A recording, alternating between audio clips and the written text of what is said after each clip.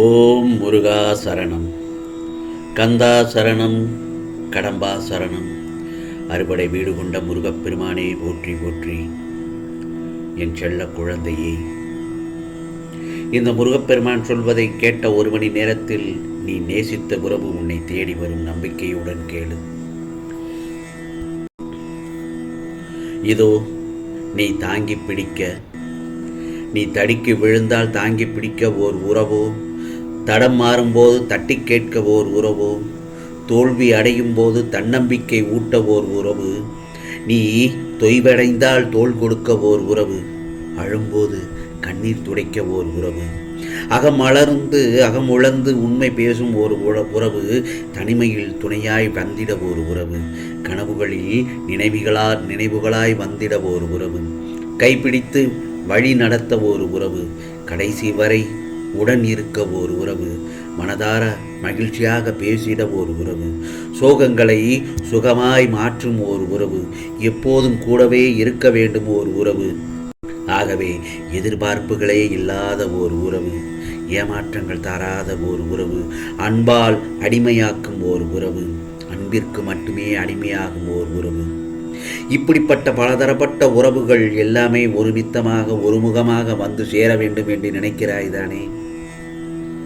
ஆம் செல்லமே, இப்படிப்பட்ட உறவு உனக்கு கிடைக்க வேண்டுமென்றால் உன் வாழ்க்கை துணைக்கு உன் அன்பு, உன்னுடைய பாசம், உன்னுடைய பரிவு மட்டுமே காட்டு.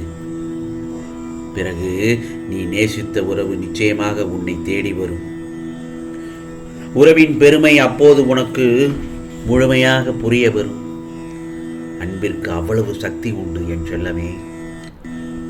இந்த முருகப்பெருமானுக்கு எவ்வளவு மனமுருக அன்புடன் பிரார்த்தனை செய்து, அமுது படைத்து ஆராதனை செய்து, உன் உள்ள குமுறல்களை பிரச்சனைகளை என்னிடம் கூறி என்னை மனமுருக பூஜை செய்கிறாய் அல்லவா?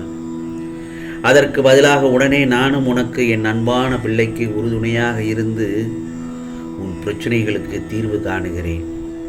அப்படித்தானே? அதேபோல் நீயும் வாழ்க்கையில் அன்பை கொடுத்து, உன்னுடைய உறவுக்கு பாசத்தை கொடுத்து, பரிவுடன் உன் இருக்கும் துணையுடன், வரப்போகும் துணையுடன் இருந்து கொள் என் செல்லமே. வாழ்க்கை வளமாக இருக்கும், சீரும் சிறப்புமாக என்னுடைய இந்த முருகப்பெருமானின் ஆசீர்வாதத்தோடு சிறந்து வாழ்வாய். நான் சொல்வதை கேட்ட ஒரு மணி நேரத்தில் இதோ உன்னை நேசித்த உறவு உன்னை தேடி வரப்போகிறது என் செல்லமே. நான் சொல்வதை நம்பிக்கையுடன் கேட்டாய் அல்லவா? உனக்கான உறவு உன்னை தேடி வரப்போகிறது. இல்லறத்தில் நல்லற காண்பாய் என் செல்லமே. விட்டு கொடுத்து போ, இல்லறம் நல்லாக இருக்கும். மனம் விட்டு பேசு.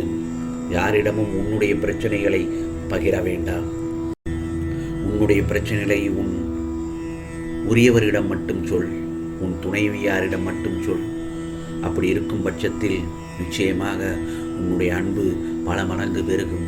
நிம்மதியாக சந்தோஷமாக வாழ்வீர்கள். இது முருகப்பெருமானின் அருள் வாக்கு, சத்திய வாக்கு.